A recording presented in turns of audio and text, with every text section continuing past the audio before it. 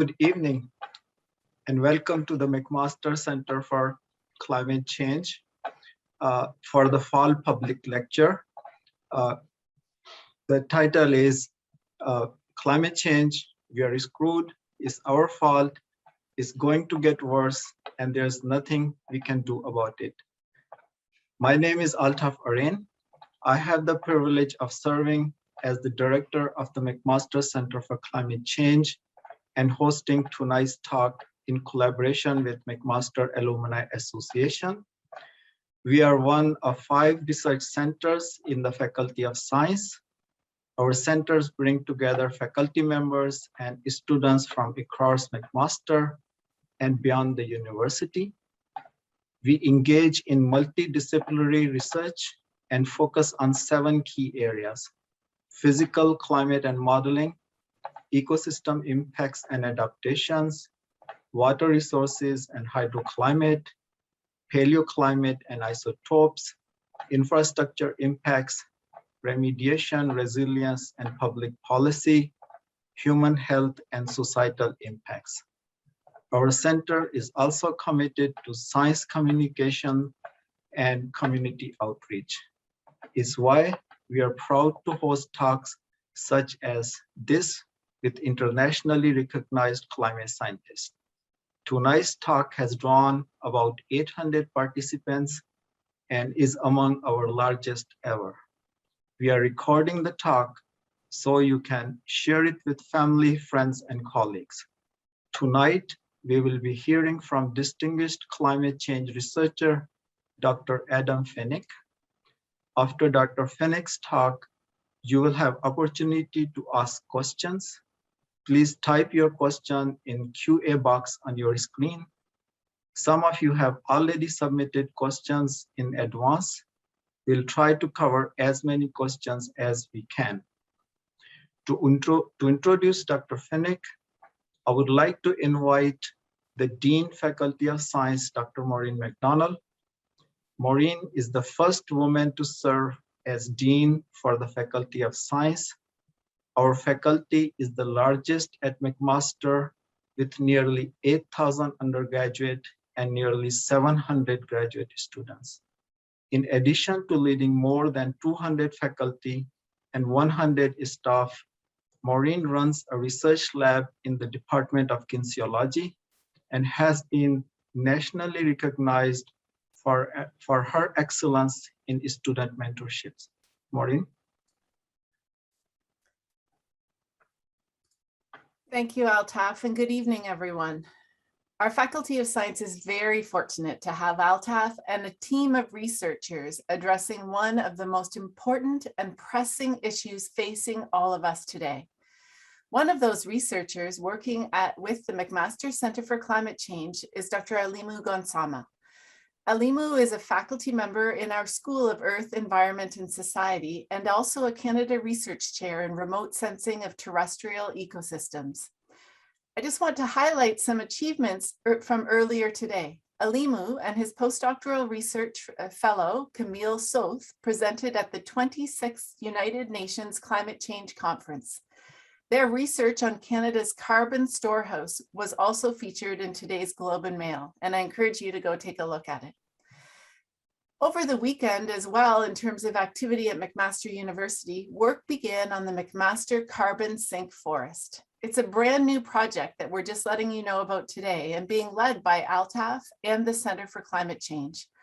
Over the weekend, students and campus stakeholders were starting the first wave of planting what will eventually be 1,100 trees on a hectare of land near our campus in Hamilton, Ontario, Canada.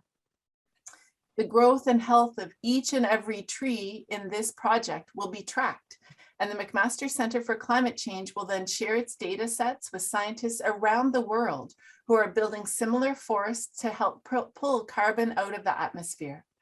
So tonight's talk is very timely and of special interest to all of us here at McMaster University and beyond, especially to all of you who are joining from across Canada and around the world.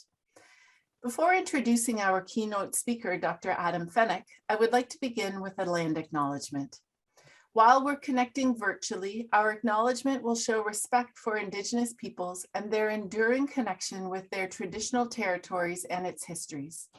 Regardless of where you're joining us from today, I want you to pause and think about your relationship with the land. We, like myself here at McMaster, are guests on the territory where we currently have the privilege to study, live, and work. And it's important to acknowledge the original inhabitants of this land and the history they share with the land as one step towards reconciliation. At McMaster University and in the Faculty of Science, we are committed to the principles of equity, diversity, and inclusion. We are hoping to foster an environment where all of our stakeholders, students, staff, faculty, community members, are aware of and serious about reconciliation.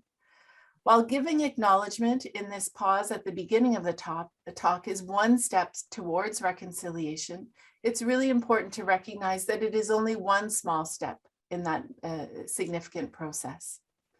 We acknowledge the traditional territories upon which we gather at McMaster University, as it's located on the traditional territories of the Mississauga and Haudenosaunee nations, and within the lands protected by the Dish with One Spoon Wampum Agreement.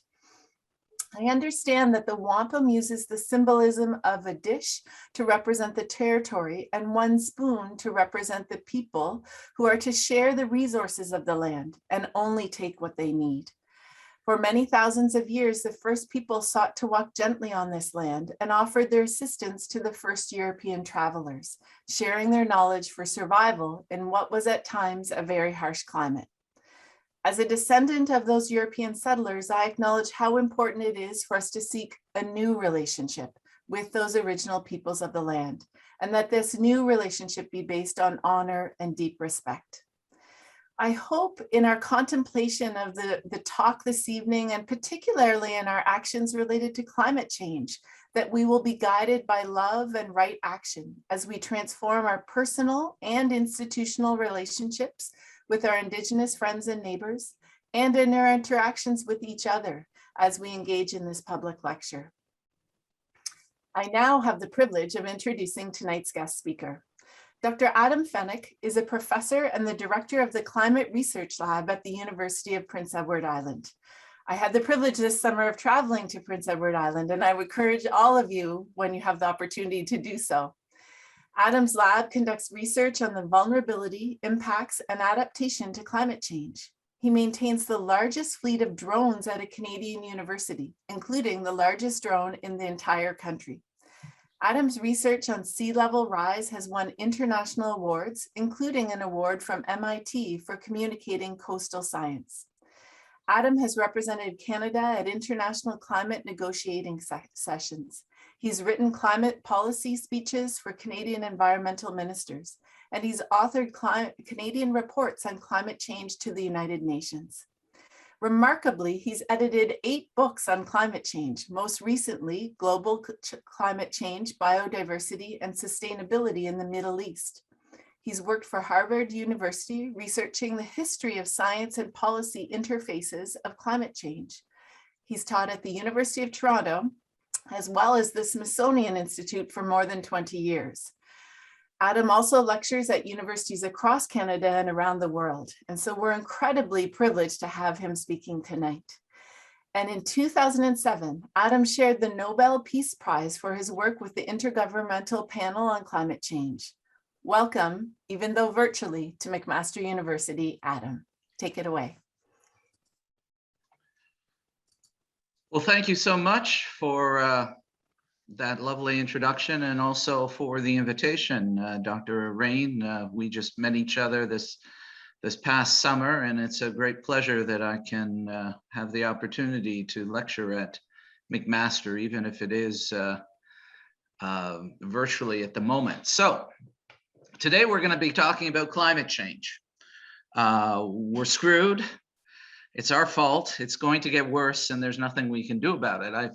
I've heard there's been some reaction to that title.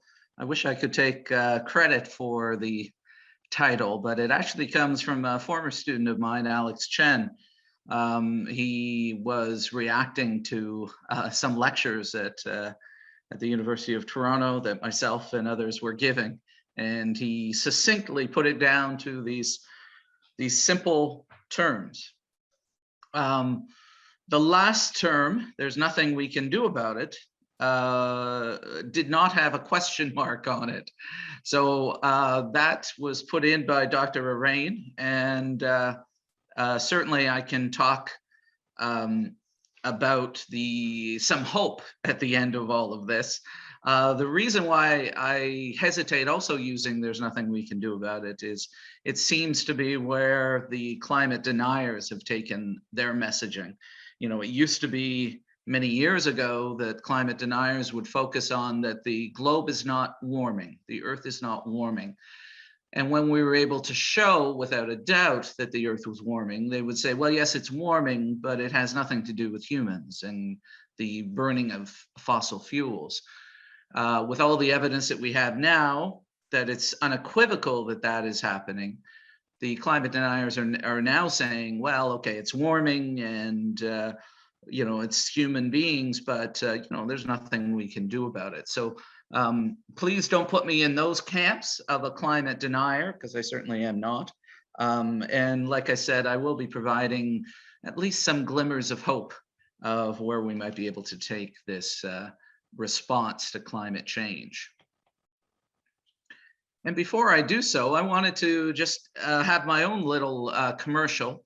What you're looking at there are some photos from a drone that we flew near a new building that's being built in rural Prince Edward Island in a small village named St. Peter's Bay. And the federal government, together with the provincial government of Prince Edward Island and the University of Prince Edward Island, put together some funds to build this Canadian Centre for Climate Change and Adaptation, which we anticipate to be completed by the end of November. It is a school and a residence. We do have at the University of Prince Edward Island a Bachelor of Science in Applied Climate Change and Adaptation. It's a residence for 50 students. It's also a research center, and the stakeholders of the island have really focused on, or told us researchers to focus on, food security, coastal science, and the impacts of climate change on animal and human health. And it's also a professional training center. We have a $1 million program supported by the federal government and the provincial government, in which we provide training, specialized training for professions on Prince Edward Island. That is known as Climate Sense. So, climate change, we're screwed. How are we screwed? Well, if we just look at the top 10 warmest years, that's what you're looking at here in our recorded history. And most of those have occurred over the last 10 years. So things are definitely getting warmer.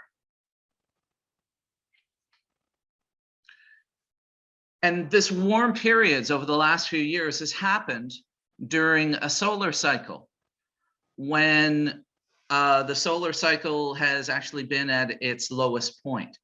So this 11-year cycle that we run around, we were still getting the warmest temperatures on the globe at a time when the sun was giving us the least amount of solar energy that it normally does. We are just about to turn that corner and swing up into warmer temperatures. So everybody should probably hold their breath and you know, take heed for what we have coming up over the next few years, as with everything else that we're doing, even the incoming solar radiation is going to increase. This past summer, we've seen some of the results of that heat. There's something called a heat dome that was over the Western North America. And this is a chart that came from the New York Times. And you can see all of this is for specifically Portland, Seattle, and Vancouver.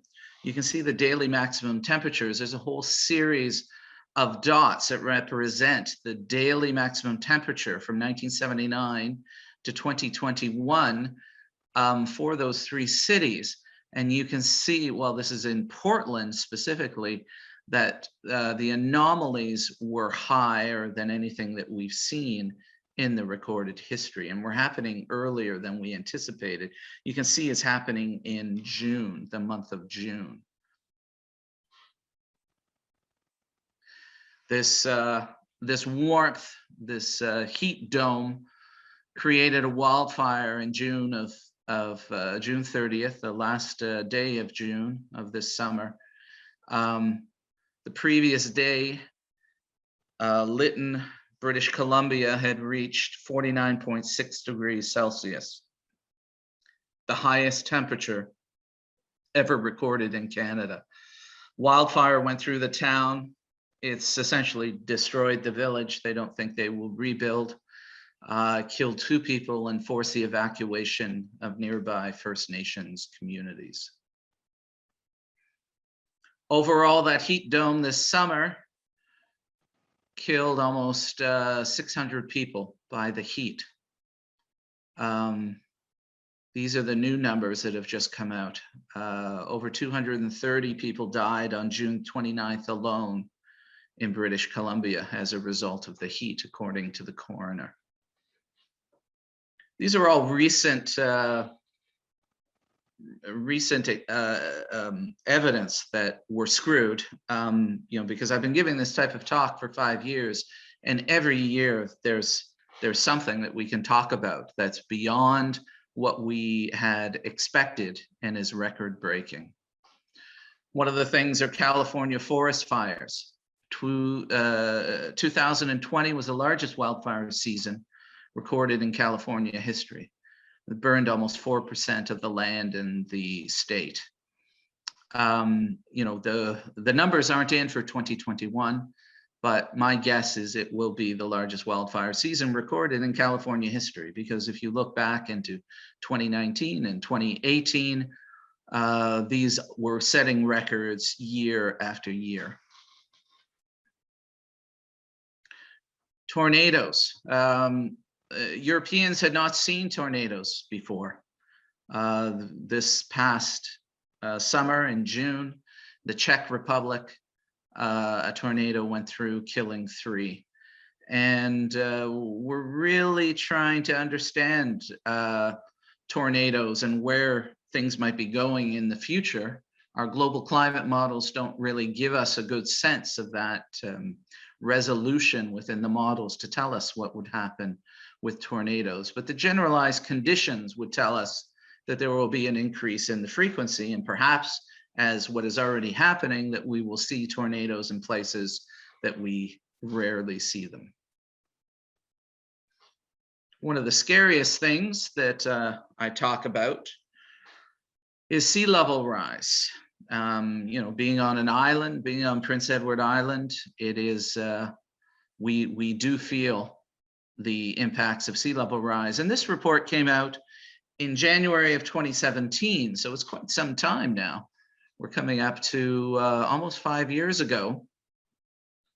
Some groups in the United States, the National Oceanic and Atmospheric Administration, the US Geological Survey, the US Environmental Protection Agency, Rutgers University, and Department of Commerce all came out with a report that suggested that we better start preparing for a global mean sea level rise in the range of 2 to 2.7 meters.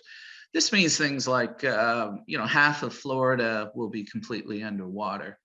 It may not sound like much, 2.7 meters, but it means millions and millions of dollars.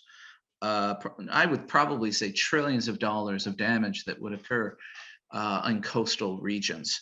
The reason why they were projecting the upward range for global mean sea level is a few things. One is Greenland's ice cap, the land ice is melting faster than anticipated.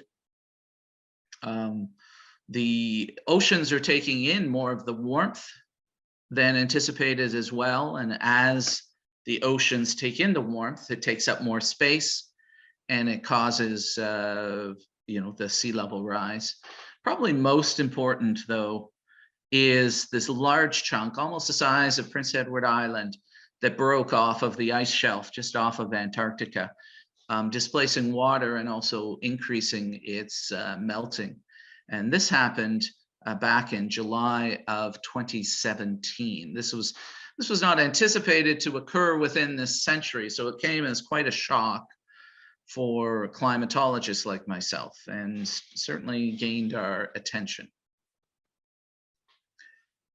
This is a book from 14 years ago, winner of the 2008 Royal Society Science Book Prize in the UK, but talks about these increases in global average temperatures and from pre-industrial times, and what it would actually mean.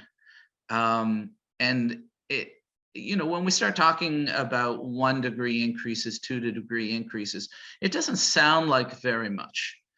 But if we were going in the opposite direction, especially where you folks are now, in the Hamilton area, in central Canada, if it were to go in the opposite direction by about 5.5 degrees, we'd be in the middle of an ice age with 2 kilometers of ice above our heads. So you can imagine, as we progress in the other direction towards warming, that we start to see some catastrophic things happening. At 2 degrees Celsius, we have a lot more people dying of heat stroke. We see forest fires.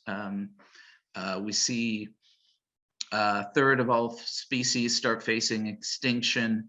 As we start going into 3, 4, 5, 6 degrees, at 6 degree increase, we talk about life on Earth ending with apocalyptic storms, flash floods, gas and methane fireballs racing across the globe. So it is a real doomsday scenario if we don't start getting this situation under control. So climate change, we're screwed and it's our fault. What we're looking at here is, 800,000 years going back of our carbon dioxide, the atmospheric concentrations of carbon dioxide, and where we have taken it over the last couple of hundred years or so. You can see that huge exponential growth. It's a bit lower. I have a number there that's the middle of June of 419 parts per million. It's a bit lower than that now because, of course, with the vegetation release some CO2. So this time of year, it's probably around 415, I would guess, parts per million at this time. But there's been a huge increase over the last over the last years since pre-industrial times. The last time that the carbon dioxide, the atmospheric concentration of carbon dioxides were that high, our temperatures were certainly much higher, and we're talking about sea levels between 15 to 25 meters higher than they are today. And where is that coming from? We can see from the year 1800, these are the CO2 emissions from the burning of fossil fuels for energy and cement production. This is not even including land use change. And you can see it, this is in billions of tons. And our timeline is going from left to right, as we normally do, from the year 1800 to the year 2019, just a couple of years ago. And you can see that there's been this huge exponential growth in the amount of CO2 emissions that humans have put into the atmosphere. And we have a huge amount of what I like to call anthropogenic fingerprints. Like, how do we know that it's us that are doing this? And I don't have time to get into numerous of them. You can certainly go online to see them all. One easy one is, how do we know it's us and it's not the sun? Well, the lower part of the atmosphere is warming, but other parts of the atmosphere are not. And if it was the sun that was warming the Earth, then throughout the Earth's atmosphere would be warming. So that's one way that we can tell. One of the ones that's strongest for me are something that when we measure the different types of carbon that are in the atmosphere. And we do that by looking at different carbon isotopes and different ratios between carbon-13 and carbon-12. What it essentially tells us is that the carbon that's accumulating in the atmosphere is a result of the burning of fossil fuels versus other background changes in the carbon. So we're screwed. It's our fault. It's going to get worse. These are the suspects, the culprits: carbon dioxide from fossil fuel combustion, methane from landfills and natural gas systems, nitrous oxide from primarily agricultural soil management, hydrochlorofluorocarbons. These are refrigerants that we use in our refrigerators and our air conditioning systems, and it goes on and on. Basically, all activity that we're engaged in seems to produce greenhouse gas emissions. So it's one of those things that presents a huge challenge to us as humans, because all of our lifestyle, all of our activities, we're releasing greenhouse gas emissions somehow. Here is, this is a bit out of date, but it gives, I really like this image because it provides us with where the greenhouse gases are coming from by sector, by end use activity, and by gasoline. And so even though we can certainly talk about carbon dioxide as not being as the most efficient greenhouse gas, blanketing the Earth and keeping the heat closer to the Earth, the re-radiated energy, it still represents in this graph, almost 80% of our problem. Other things like methane certainly we're really concerned about, because they're much more efficient, more effective greenhouse gases than others, primarily because they have longer lifetimes in the atmosphere before they're removed. But you can see the carbon dioxide is still our prime culprit. If we look at the sectors, like I said, virtually everything we do with transportation, almost 14%, generation of electricity and heat, 25%, land use change, almost 20%, even agriculture at 14%. Some of the things that, if we look at end use activity, things like air travel is just over 1.5%. And some of the things we don't even think about, like the creation of cement, almost 4% of our overall greenhouse gases that humans emit on an annual basis. Like I said, this is a bit out of date, but it's the only one I've seen that you can kind of look at things to give an idea of what should we focus on if we're going to try and reduce these types of emissions. If you think about where we should, this is a map of the world, a geographic map of the world, where every country is represented by the size of its contribution to an annual greenhouse gases. And again, it's out of, it's a little bit out of date, but it gives us a good sense and an easy comparison between certain types of countries. You can easily look at this and see that China is the primary, is the major, or the largest contributor to the carbon, the greenhouse gas pollution. You can look at Canada here and do an easy comparison to sort of see that, well, it's almost the size of Iran, almost South Africa, Indonesia, Australia, the UK, smaller than Germany, bigger than Mexico, about the same, a bit bigger than South Korea. So it gives us an easy reference that we can sort of look at things. And it really points out that certain countries that have access to to easy fossil fuels like the Middle East, they certainly stand out as a sore thumb of countries that need to, certainly by a per capita basis, needs to reduce its greenhouse gas emissions. We can look at places like Africa and realize how they're not really contributing to this overall problem. Although they're feeling the effects of it, their contribution is relatively small.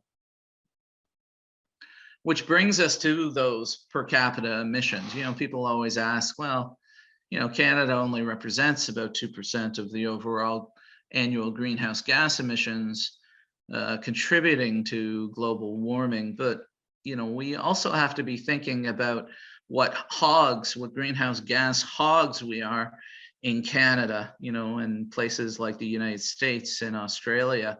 We've heard excuses. I've heard excuses for over 35 years about how we're a large, cold country, but there are other large cold countries that don't emit as many emissions of greenhouse gases as Canada does.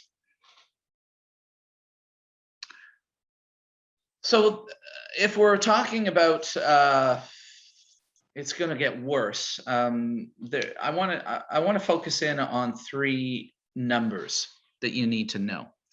Now, this comes from a paper by Bill McGibbon from 2012. It's getting a bit old now. From that esteemed scientific journal known as Rolling Stone magazine.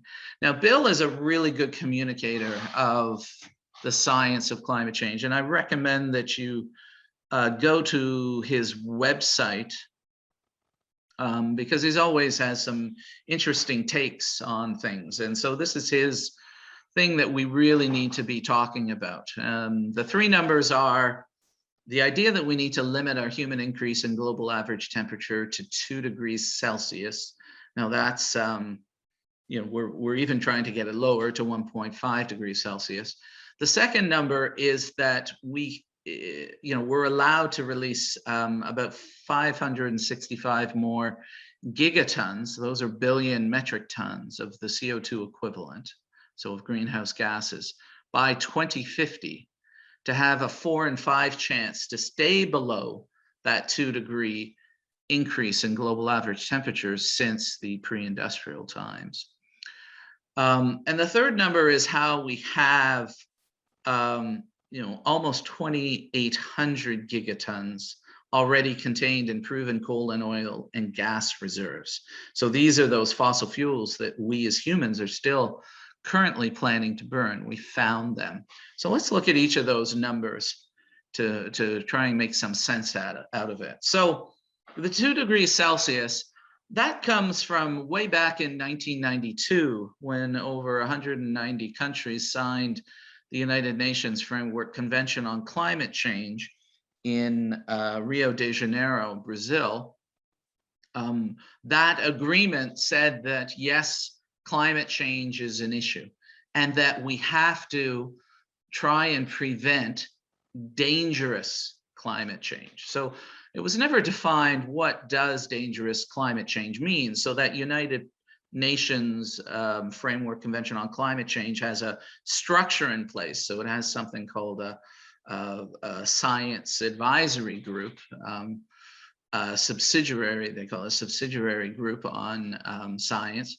And they asked, well, what is dangerous climate change? And so a few scientists got together and they defined dangerous as being an increase in the global average temperature of 2 degrees Celsius from pre-industrial times.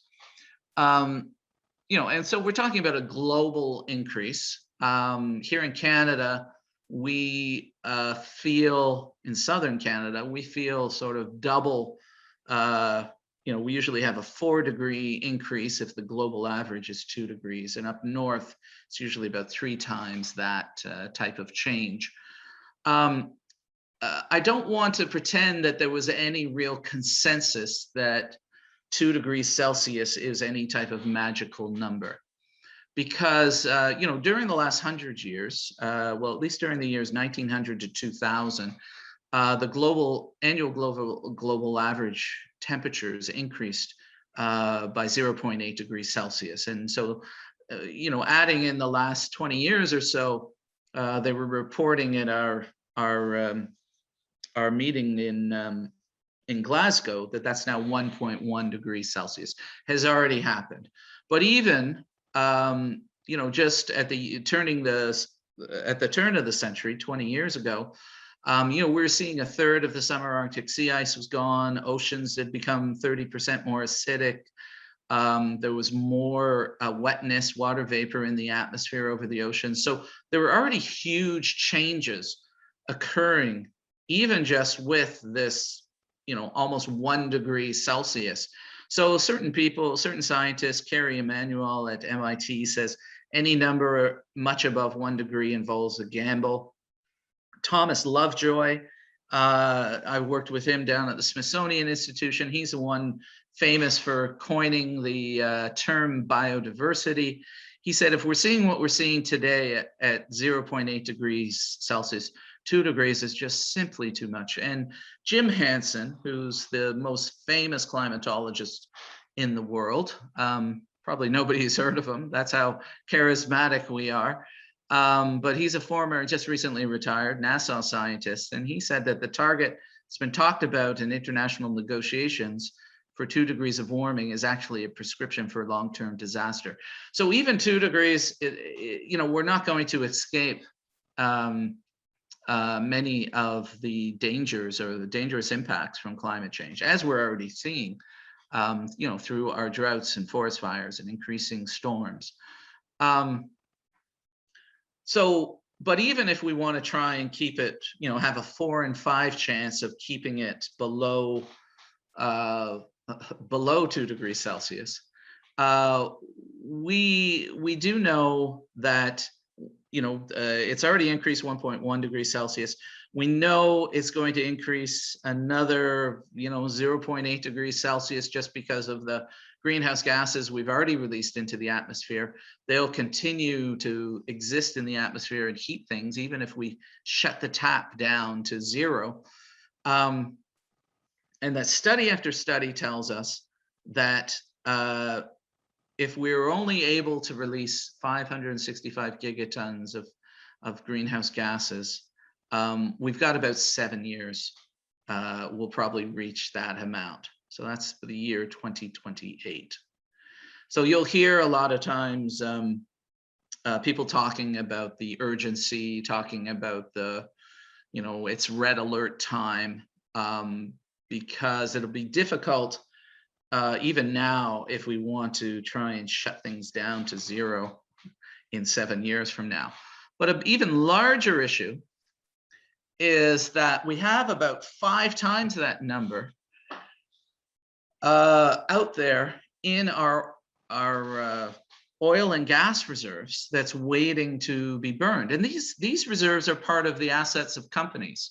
You know, as part of a lot of, I'm not sure what the demographics are of the people at the listening to this presentation, but if you're an old graying man or woman like me,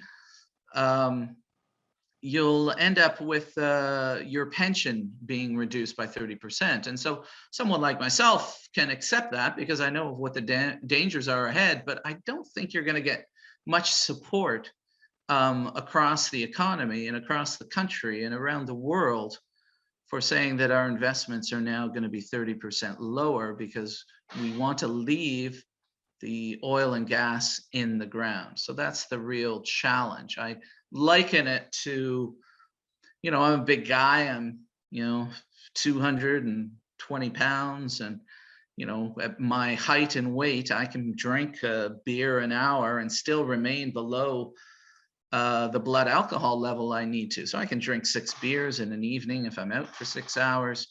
But what we're talking about is that the oil and gas industries are saying, opening up another 36 beers in front of me and saying, go ahead and drink those and, you know, drive the car home if you can.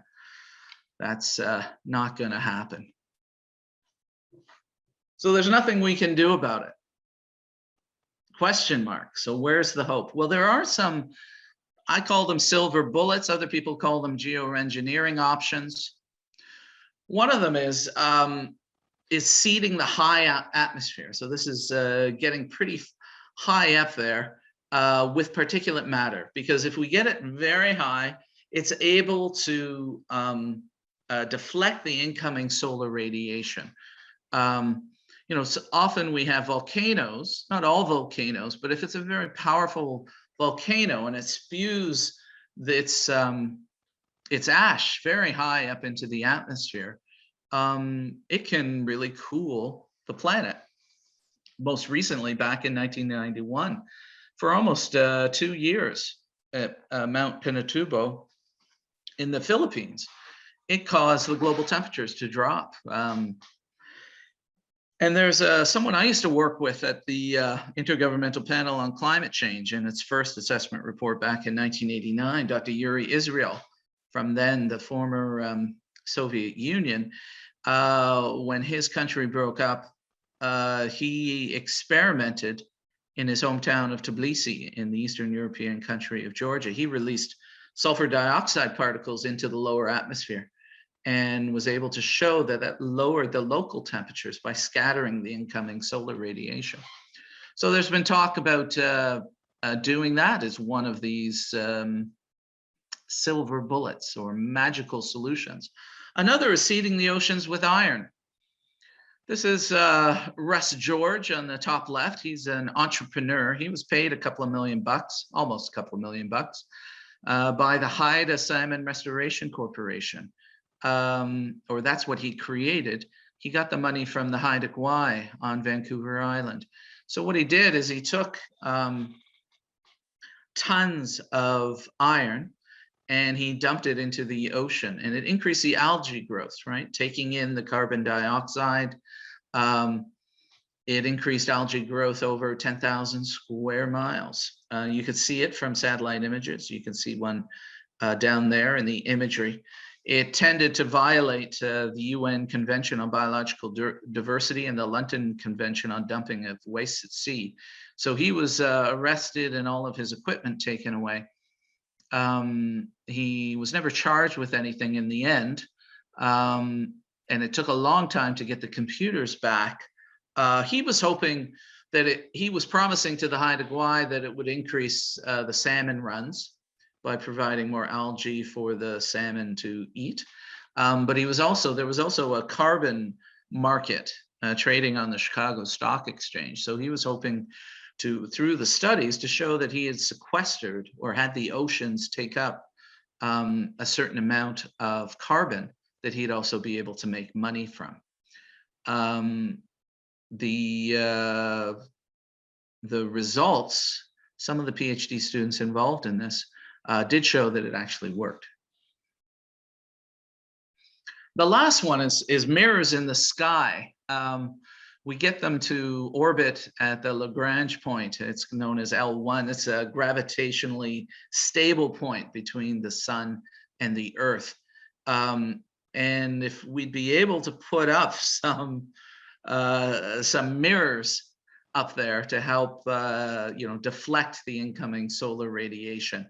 The studies have shown that if we could just block 1% of the sun's light, it would reduce the global mean surface temperature by about 1 degree Celsius. But we're talking about almost the size of Greenland, of building a series of mirrors up in the sky. I put up here on the left, the US National Academy of Sciences is taking this under consideration. You know, there's a report there, it's dated as June 2020. Just to give you an idea that these things are being seriously considered. It appears to me it's almost like the diet pill, right? We seem unwilling to reduce or change our activity or the way that we live. It's almost like a diet pill, right? Where we're unwilling to exercise and start changing our diet, what we eat. It's almost like a magic pill that we want to take. I think, though, both in the case of a diet pill, it can be very dangerous. I also think that in terms of these magic silver bullets, it can be pretty dangerous too. So I guess what's really needed, not fiddling the knobs, you know, that's not what we need. We really need something that's a lot more substantial. If I could snap my fingers and get rid of the climate change issue overnight, we'd still have a long list of environmental issues standing in line, such as decreasing biological diversity, water scarcity. It really is the human relationship with the natural environment that needs to be changed, and we really need a paradigm shift in that direction. The best direction that I can think of getting that is with Canada's and with the world's First Nations, who were able to live sustainably with the natural environment. And I think we can learn some lessons there. Thank you so much. Yes. Thank you very much, Dr. Fenech, for sharing your thoughts and insights with us this evening. I would now like to open the lecture for the questions. If you have questions, please type in your question answer box. So I would start with the question, how we are going with the extreme events going forward. You have touched a bit over there. If we have the heat waves coming, but let's say this winter we have really, really cold temperatures, then people say, okay, where's the climate? So it's we are freezing, it's cold. So that question comes quite often. So how you can answer this?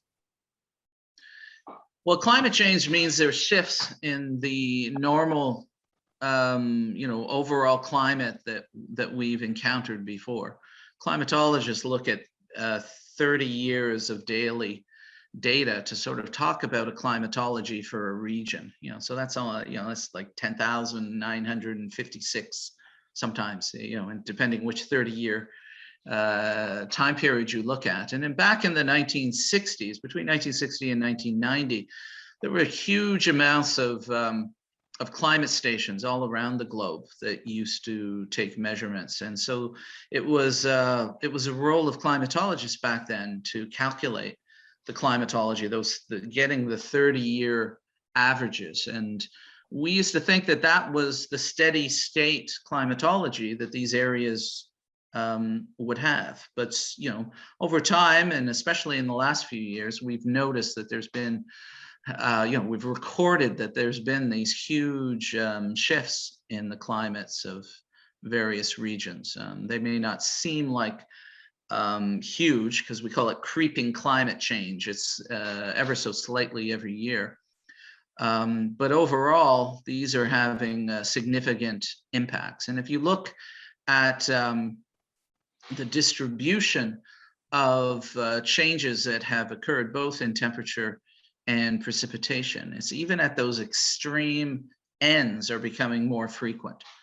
So not only are we getting hotter days in the summertime, we're also getting colder days in the wintertime. Not on average. On average, we've kind of shifted over, a regular distribution bell curve. We shifted over to things are warmer, so that our average winter temperatures are actually warmer than they used to be 30 years ago, 100 years ago. But those tails, it's also getting flatter. So those tails at the end of those distributions are getting longer. So we're seeing extreme values, both in the heat and in the cold.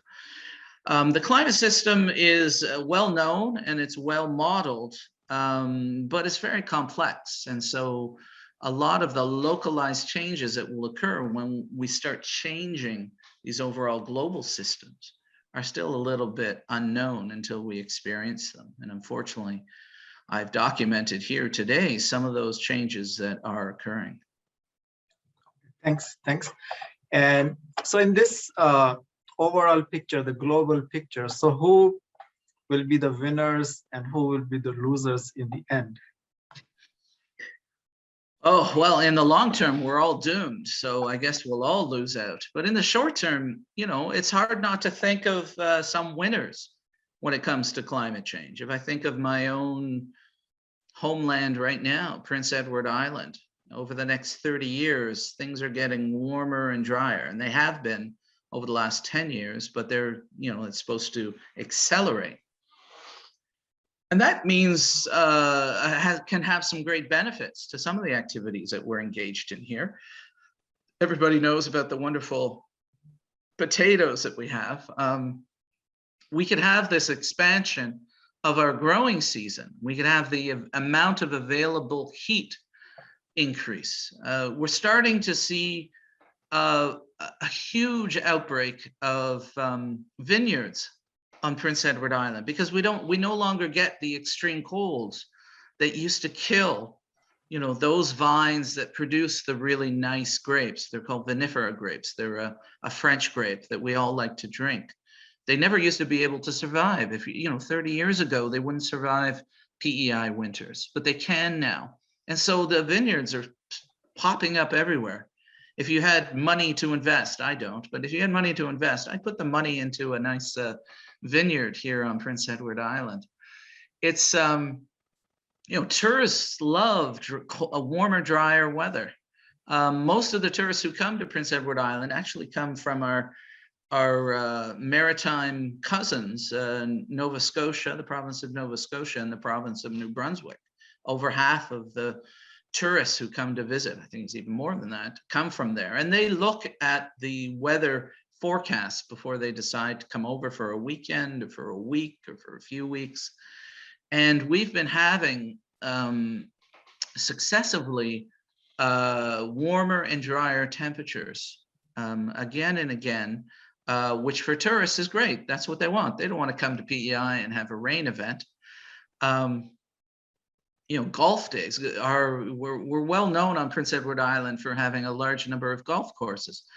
Outdoor recreation, we like warmer temperatures, not too warm.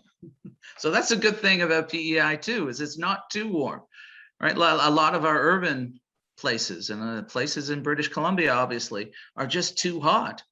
I could see Prince Edward Island as really being this climate refuge for, urbanites in Montreal, Toronto, New York City, Boston, because, we always get that nice cool breeze that comes off the ocean. But those positive things, another positive thing that we've had is we've had record landings of lobsters, PEI, the last couple of years. And places further south of Prince Edward Island are seeing their landings of lobsters going down because the waters are just getting too warm. So we're getting nice warmer temperatures. We're also seeing things like, more great white sharks up in our region, which is kind of frightening a few people. We had the first, for those who don't know, we had the first shark attack in Canadian waters in over 100 years off of Nova Scotia. Anyway, those are not the shark attack, but all the other stuff I talked about were the good things, but we have to remember all those other things too, because those small changes in temperature do disrupt the natural environment, so that we are seeing increases of pests and disease in agriculture. We're seeing dry periods where we have requirements for irrigation, and we have a groundwater system here on Prince Edward Island, so we don't want to risk that. So we don't allow farmers, we rarely allow farmers to irrigate or from high capacity wells, water wells. So there's consistently issues as well on the negative. But there will be winners and losers. Places in Africa will become, uninhabitable. We've already, realized that in Canada, we have areas that probably won't be able to keep people there because the vegetation that does grow will burn. And it's going to create, that's probably our largest security issue. And it's not a new one, and it's not my idea, but back in the 1990s, there was a lot of reports coming from the US State Department about the largest security issues would be from climate change migrants, people just looking for places where they can get food and they can get good water. And in Canada, we had that success of bringing in 30,000 refugees from Syria. You know, it really showed Canada's heart about willing to take in people in trouble. But what happens instead of tens of thousands, we have hundreds of thousands of climate refugees, not just hundreds of thousands, but millions of, maybe tens of millions of people. You know, that's catastrophic. That's what's coming unless we do something. So there's a COP26 meeting going on. So discussions are in the last phase in 2 days. So what's the best outcome of scenario? So that's one question I would like to ask, but I will also combine this question with a disconnect between the youth there. So some youth are saying it's 2 weeks of celebration for business as usual. So what are your thoughts about this initiative? Are the countries coming together, or we see some big initiatives coming, or what are your thoughts? Well, you know, I'm normally an optimistic person. I mean, you have to be in my line of work. As I mentioned before, this is my 33rd year in climate change. So I've seen some ups and downs. I've seen many promises and promises broken. It really feels, I hate to say this, but it really feels to me like it's a teenager who promises to clean up their room, and you know it never gets done. I tend to side with the youth in what's going on in Glasgow right now, and with our famous youth leader who says blah, blah, blah all the time, because I've heard this talk for years and years. There's not been a great champion. I mean, the European Union has done some really good things, but it still hasn't done enough. North America has done virtually nothing. And what this really means is that we are going to have to learn to live with climate change. And what does that mean? That's what we talk about with climate change adaptation. That's what climate change adaptation is, living with climate change. So the best thing is to determine, you know, how is your community, how is your house, how is your province, how is your country going to be impacted by climate change, and how can you best prepare for that?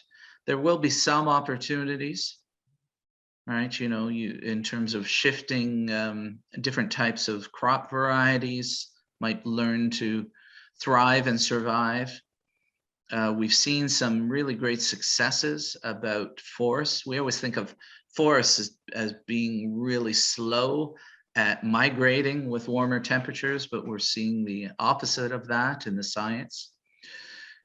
So unfortunately, we're going to have to learn to live with it, and there's going to be huge tragedies, because I don't really see us as humans doing anything until those huge tragedies come around. You know, us individually, I think all of us know that we've all contributed to this in some ways. And in some ways, that means that we all can contribute to reversing it. The obvious things, you know, and these are not my words, but you know, the federal government has said things like, you know, obviously moving from an internal combustion car to an electric car, to riding your bicycle, you know, getting rid of your car altogether, having you know, fewer children, just having one child, changing our diet to something that's less emitting of carbon. But I think even with all of these wonderful things that people can adopt and to do their part, I think energies would be better put towards determining what the future is going to look like, because it's coming faster than any of us expected. Like these are not surprises to climatologists. We've said these things are going to happen. It's just happening so much faster than we ever thought, and that the best way is get prepared for those types of changes that are going on. Yes. So the message here is that individual action is very important. Rather than waiting for the negotiation to come from top down to come, individually we can make a difference as well.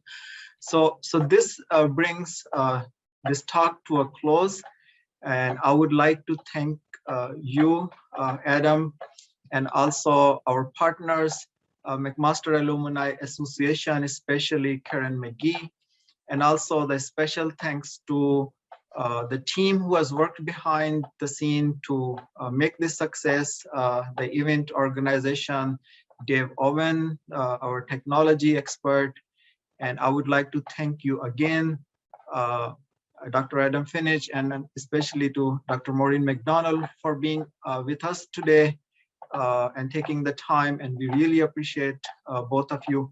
And then to find more about the McMaster Center for Climate Change, you can visit our website at climate.mcmaster.ca. And I really thank you all for your participation. Good night.